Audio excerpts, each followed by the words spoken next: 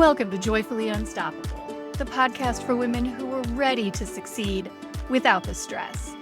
Whether you're leading a team, a classroom, a boardroom, or your own big, beautiful life, I am so glad you found us. I'm your host, Becky Hamm, leadership coach, speaker, and founder of Women Lead Well. Join me each week for straight talk, practical tips, and a dash of encouragement. Hello, friend. I hope that you are having a great day. Today, we're going to talk about what I consider to be the fundamental responsibility of a leader. And when I define leader here, I do mean someone who is more mature in their leadership roles.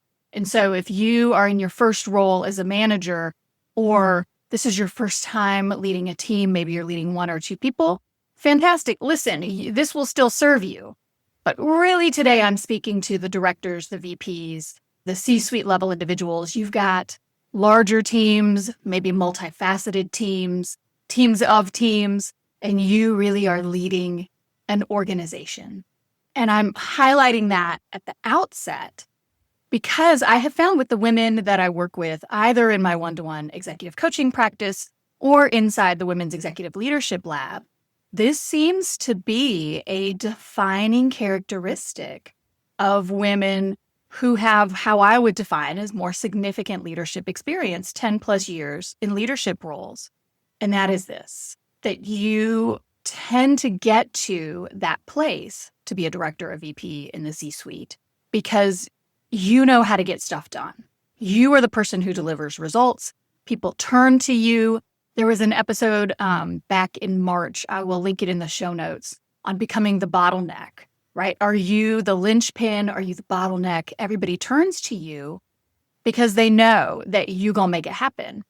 And so that energy and that persistence and that just lock on the details that move the needle move you into a more senior leadership role. However, what got you here ain't gonna get you there, right? The key to success at the more junior leadership levels is not the same as the key to leadership success at the strategic level. And so that's really what I want to focus on today is what is your fundamental job as a leader at the more senior levels? And I'm going to say you've got 3, and absolutely none of them have to do with being stuck in the weeds. So let's talk about it. Fundamental responsibility number 1 is you look up. What do I mean by that? I mean that even in the C-suite, you got a boss. Everybody reports to somebody. And so maybe that is, if you're the director, you report to a VP. If you're a VP, you report to the CEO or a C-suite level. If you're in the C-suite, you probably report to a board, right? You have got somebody who you answer to. In any one of those roles, given different regulatory requirements, statutory requirements, like you are reporting to the folks who regulate you, to your state legislature, to Congress, to somewhere in the executive branch, what have you. Everybody's reporting to somebody. And so fundamental task number 1 for a leader is to lead up. Well, okay, great, Becky. Well, what does that mean? That means mastering 2, I'm going to say 2 as we're talking about it now, very important skills. Skill number 1 is understanding your boss's priorities and needs so that if you are in the C-suite and you're reporting to a board, or if you have regulators, I come out of the higher education space. And so I had statutory requirements, or our organization had statutory requirements that we were held to. We had accreditation requirements. So we had an accrediting body that we were responsible to. We had our board that we answered to. And then we just had the senior leadership outside of our organization that we were responsible to, our professional body that we served. And so understanding the needs and the expectations and the priorities of each of those constituencies, I'm going to call them that, but each of the different bosses that you have, fundamental responsibility number 1, right? What matters to them? And then fundamental responsibility number 2, communicating how you are responding to their priorities, meeting their needs, complying with their requirements, particularly if you're talking about a regulatory or statutory requirement, how you're in compliance, being clear to get that all documented and, if necessary, audit ready, depending on what you're talking about. But one, you got to understand what it is that they care about and what those requirements actually are. And then two, you have to communicate to them in the language that is meaningful to them. What do I mean by that? Well, I mean that oftentimes, if we are stuck in the weeds, if we are the one who locks it on and we're so good in the details and we know how to make it happen and we know the backstory and the history and we've been doing this for however long, we show up, we walk into the room or we get on the phone or we start typing the email and we want to explain the process. We want to tell the story of how we got to where we are. Well, no, when you're focused, when you're talking up, they don't care about that. They might ask if they're interested, but no, they want the bottom line, right? They want to know not just what is the problem. They want to know, this is how I have solved this problem. Or these are the steps that I am taking to demonstrate compliance or to resolve this issue. This is the opportunity that I have identified or we have identified. And here's what we're doing to take advantage of that opportunity. Here's what's coming. And here's how I have or we have positioned the organization to be prepared for that. It is bottom line, bottom line, bottom line. You come with all of the data, all of the stories, all of the detail in your back pocket. In case there's an individual who wants to drill down, you are ready and prepared. But you don't lead with the drill down. If you think about it in terms of a pitch deck, you have a more developed pitch deck. But when I'm talking about leading up, I mean you show up with the information that that senior leader, that individual, whoever it is, that they care about, communicated in a way that they're going to receive it. And that you anticipate the questions that they are going to have on the issue because you know their needs and their priorities well enough that you know what sorts of questions they're going to ask you. Okay, now I thought of a third responsibility for leading up. And that is this. And that is you do have an obligation, particularly at the more senior levels, to shape the expectations up. This is part of managing up or leading up, is that you do that as well. And there, what I'm talking about is sometimes because people, governing boards or advisory boards, they don't see the day-to-day, they don't understand all of the context. Those individuals are on your board for a reason and they are phenomenal, but they are not going to know the ins and outs of the organization as well as you working in that organization for however long you've been there. And there are times individuals on the board come with experience, but there are times when that experience might be a little bit dated. And so they might not be up to speed on current, immediate best practices or trends in the industry. That's your role. Really, that's your team's role, is to stay up on that. And then they inform you and you have that collaboration back and forth. And then you bring the board up to speed on whatever that would be. Or you bring, if you're in the VP level, you bring the COO or the CEO up to speed. And so that leading up is also shaping expectations, helping them 1, 2, 3 levels above you, if that exists, to know what questions to be asking. You prepare them for how they can then best lead you. We do group coaching inside the Women's Executive Leadership Lab twice a month. And this was a couple of weeks ago.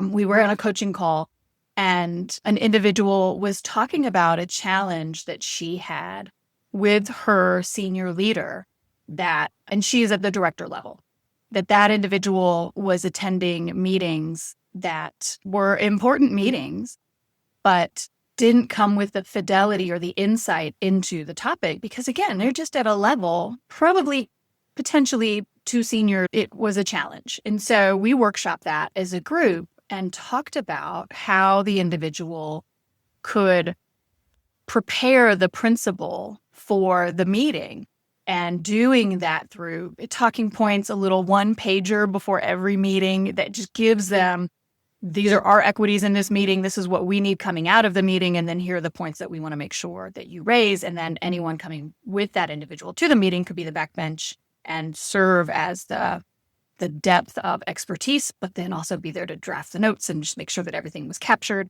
so that it wasn't up on the principal to report back out of the meeting or whoever was taking notes or minutes from the meeting to then report back to the group, that there was someone in the room who could capture that. with fidelity. And so this is all part of leading up. You make sure that you are giving your leader, your boss, whoever that person or entity is, what they need in order to be able to give you good guidance back. And then you, as the leader, as the director, the VP, or the principal, this is something that you train your team to do as well. That is, they filter information up to you, that they're giving it to you in a way that allows you to provide them better guidance back. Something else that we cover in the Women's Executive Leadership Lab. So leading up, fundamental responsibility of a leader. Second fundamental responsibility of a leader is to lead out. What do I mean by that? Well, there I mean you run your organization, you run your team, and you are responsible for what goes on inside the organization and inside the team. Well, we can be so laser focused on the workings of the team.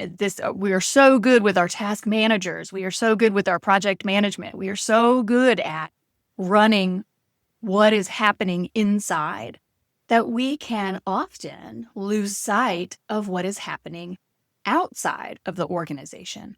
2025, 2026, there has been so much change.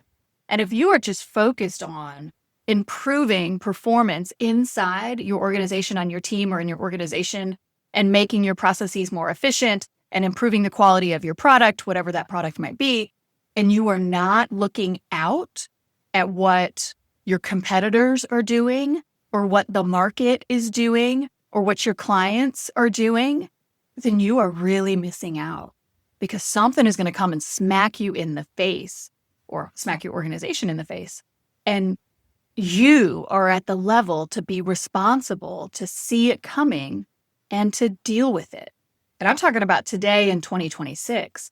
And so when I mean you are responsible for leading up, leading out, you are responsible for going out, being involved in the professional organizations, for doing the relationship building with your clients, whoever they might be, within your market, seeing how your market is changing, whatever that market might be, private sector, public sector, doesn't matter. You have a market if you're leading an organization. And seeing how those changes and opportunities speak to the work that you're doing now. When I was the provost at Marine Corps University, we did this. We served the Marine Corps and the broader Department of Defense at the time, now Department of War, at their needs. And we said, there is clearly a need for more experiential learning. Absolutely. Case studies, history, the political science, the leadership.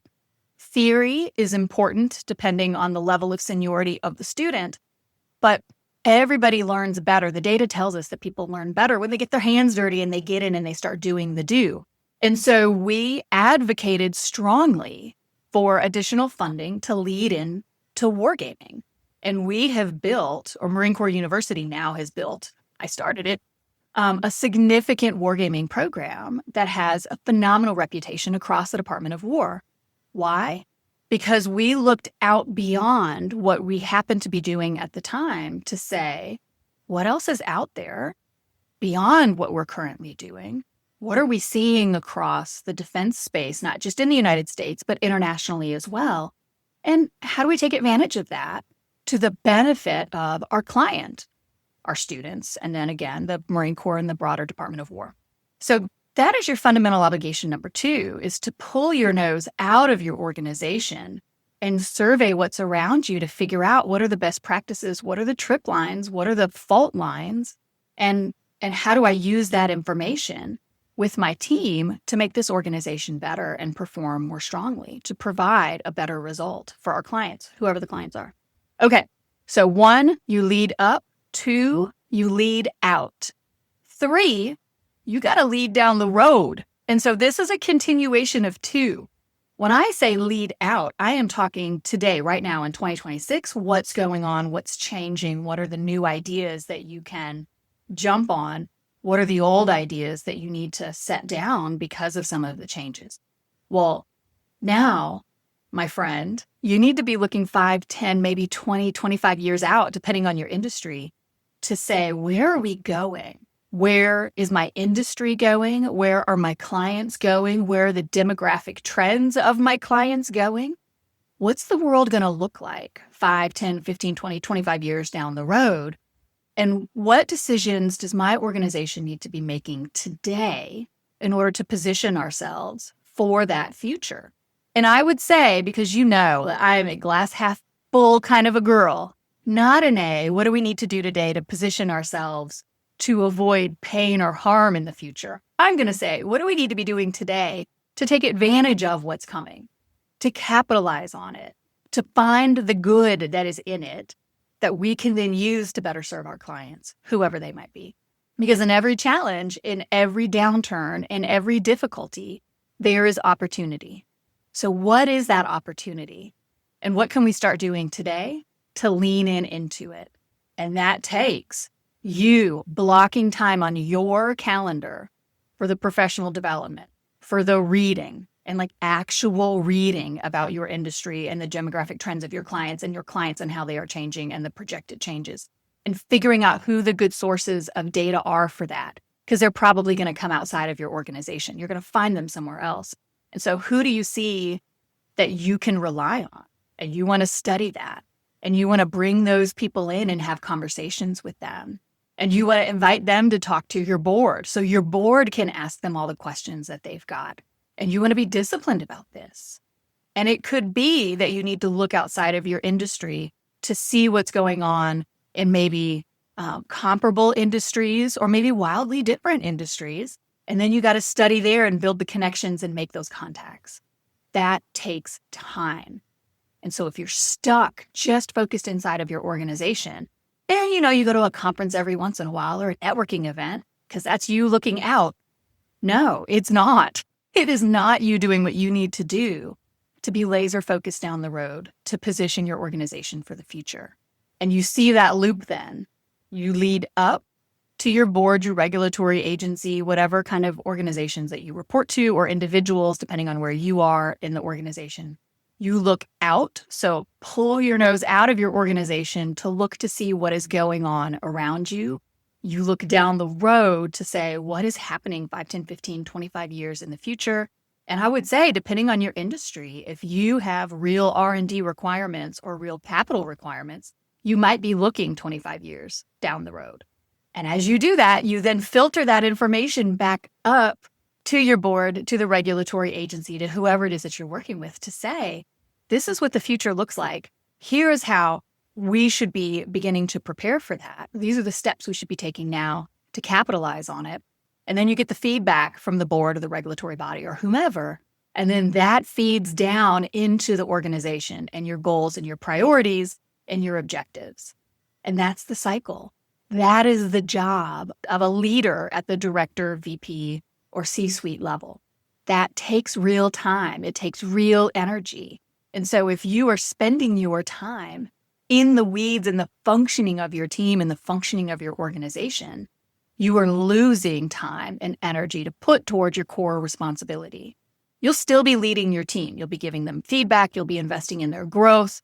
You will be monitoring their performance and their tasks and their projects. You still will do that, but you will create systems that allow them to operate more effectively at their own level so you are not the bottleneck or the linchpin. And that energy and time that you save is what you're going to be spending, looking up, looking out, and looking down the road. And if that feels overwhelming or impossible or confusing, well, then I would invite you to check out the Women's Executive Leadership Lab, because that is exactly what we do inside that program. It is a 12-month membership program. We've got group coaching twice a month, one-to-one office hours where you can come with your specific challenges every week, and then a content library of short little videos, 10, 15 minutes long, tailored at specific challenges that you experience at your level. If you're interested, just reach out on social media. I'm at Women Lead Well across all platforms. Shoot me a DM and I will show you how to get started. And there's also a link in the show notes below. Now, I hope this episode was helpful for you, and I would love to hear your thoughts. Again, I'm at Women Lead Well across all the socials, even the TikTok. So go ahead and shoot me a DM and let me know what you think. And I hope you'll join me next week when we talk about leading through change. If your organization is facing uncertainty and challenge, but you need to keep your team productive and motivated, this episode is for you. Okay, now, if today's episode spoke to you, I would love for you to share it with a friend. We need more women leading from alignment, not adrenaline. And if you haven't already, make sure to like and subscribe so you don't miss next week's drop. Remember, joyful, sustainable, and authentic leadership is possible, and you deserve to enjoy every minute of it.